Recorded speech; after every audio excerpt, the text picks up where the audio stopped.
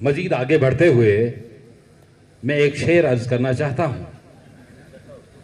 कुछ लोगों में इनबॉर्न कैपेबिलिटीज होती हैं, ये पैदा नहीं की जाती हैं, जैसे हमारे जावेद साहब। इसके लिए एक माकूल शेर मैंने बनाया है। सिकंदर बनने की ख्वाहिश, इदरीस सर और कोतवाल सर दोनों से गुजारिश है कि ये मेरा अपना शेर है। सिकंदर बनने की ख्वाहिश हर एक के दिल में होती है। सिकंदर बनने की ख्वाहिश हर एक के दिल में होती है। सलाहियत जिसमें होती है वो गौहर खुद निखरता है, जैसे हमारे जावेद साहब। तो जलसे की कार्रवाई आगे बढ़ाते हुए अब हमारे एस्टीम्ड हमारे मुनीब सर तहसीलदार गुंदो, उनको दावत दूंगा, वो आए, वो अपने ख्यालात से नवाजें। इनके लिए जोरदार तालियों से इस्तकबाल कीजिए। हमारे तहसीलदार भी रहे हैं, गो कि आज ये गुंदो में तहसीलदार है।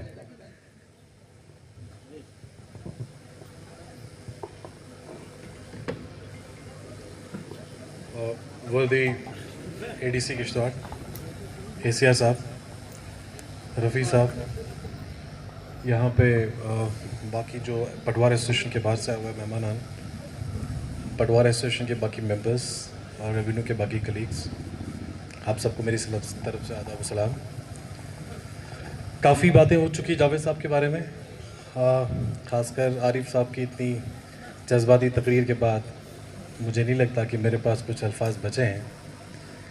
और जावेद साहब की शख्सियत भी कुछ ऐसी है कि मेरे ख़्याल से अगर हम महीनों भी बैठ के इनको एक्सप्लेन करें, इनकी बातें करें, तो शायद ख़त्म ना होगी। चूँकि मैं यहीं का रहने वाला हूँ तो हमेशा से सुनता था जावेद साहब के बारे में, बड़े दबंग रेवेन्यू ऑफिसर हैं। इनका एक नाम हमेशा से था रेवेन्यू में। और पिछले साल जब मैं तकरीबन 1 या सवा साल मुझे यहाँ काम करने का मौका मिला इस तहसीलदार किश्तवाड़, उस दौरान भी जावेद साहब के साथ काम करने का मौका मिला। और मैं समझता हूँ कि मेरी खुशनसीबी है, और आई थिंक मैं इस रेवेन्यू टेन्यूवर को इस तरह याद रखूँगा कि मैं शायद उन चंद खुशनसीब ऑफिसर्स में हूँ कि जिनको जावेद साहब के साथ काम करने का मौका मिला और इनसे बहुत सी चीज़ें सीखने का मौका मिला। मुझे याद है जब इनकी पोस्टिंग किश्तवाड़ में हुई तो मुझे लगा कि अब ये मेरे लिए बहुत बड़ा चैलेंज है, क्योंकि इतने बड़े सीनियर ऑफिसर को अब कैसे हैंडल करना है। लेकिन मैं हैरान हुआ जब ये आए। इनका एक स्टाइल जो वर्किंग का था वो वाकई गज़ब का था।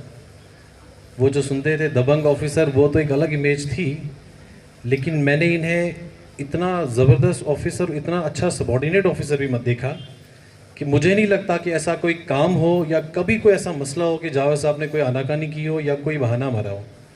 हालांकि लास्ट ईयर था इनके सर्विस का, बहुत सी चीज़ें होती हैं जो लास्ट पे आप नहीं भी करते हो और ना भी करोगे तो कोई फ़र्क नहीं पड़ता। लेकिन कभी भी कोई इशू हुआ हो, खासकर डूल में ये पोस्टेड थे, तो वो थोड़ा बिकॉज ऑफ प्रोजेक्ट्स हमेशा कुछ ना कुछ वहाँ इशूज़ रहते हैं, तो मुझे आई थिंक पता भी नहीं होता था जावेद साहब वहाँ पहुँच चुके होते थे। या कभी भी ऐसा मौका हो, मुझे याद है पिछले साल एक वो लैंडर्स को लैंड अलॉटमेंट का एक इशू था, तो आप हैरान होंगे ये जान के कि जावेद साहब 3 या 4 दिन जो है सीरजी में रहे। आउट ऑफ नेटवर्क एरिया था, बिल्कुल बहुत दूर दराज का एरिया था। इनकी एक हमने टीम बनाई और मैंने इनको पूछा भी कि आप जा पाएंगे कि नहीं जा पाएंगे, लेकिन इन्होंने बिल्कुल एक बार भी ये नहीं कहा कि भाई आप नहीं जा पाऊँगा, मैं 3 दिन विदाउट नेटवर्क इतना दूर पैदल नहीं चल पाऊँगा। और 3 दिन के बाद वाकई इन्होंने वापस आके मुझे रिपोर्ट की कि इतनी फाइल्स हमने बना दी हैं। तो that is something which is commendable at this stage of career. तो इसके अलावा हमेशा इनका वो फोर फ्रंट पे तो था ही, लेकिन इनकी अपनी जो शख्सियत थी, हमेशा वो हंसी मजाक, एक वंडरफुल सेंस ऑफ ह्यूमर, कभी स्ट्रेस में नहीं, कभी वो मैंने इनको देखा नहीं शोर शराबा या गुस्सा करते हुए। तो बहुत ही ज़्यादा सपोर्टिव ऑफिसर रहे, बहुत ही ज़बरदस्त ऑफिसर रहे। मैं अक्सर इनसे काफ़ी चीज़ें डिस्कस भी किया करता था, तो मैं फिर यही कहूँगा कि आई फील प्रिविलेज्ड कि मैं इनके साथ काम किया, इनसे काफ़ी कुछ सीखने को मिला। मैं यही दुआ करूँगा कि इनकी जो पोस्ट रिटायरमेंट लाइफ है, जैसे इन्होंने भी कहा कि जैसे हैं वैसे ही रहें, इससे भी ज़्यादा खुश रहें, सेहतमंद रहे, अपनी फैमिली को टाइम दे पाएँ। ज़्यादा टाइम मैं न रहूँगा, आखिर में बस आपके लिए इतना ही कह पाऊँगा, रहे यूं ही जगमगाता तेरा आफ़ताब किस्मत, तेरी सुबह रोज़ रोशन कभी शाम तक न पहुँचे। बहुत शुक्रिया।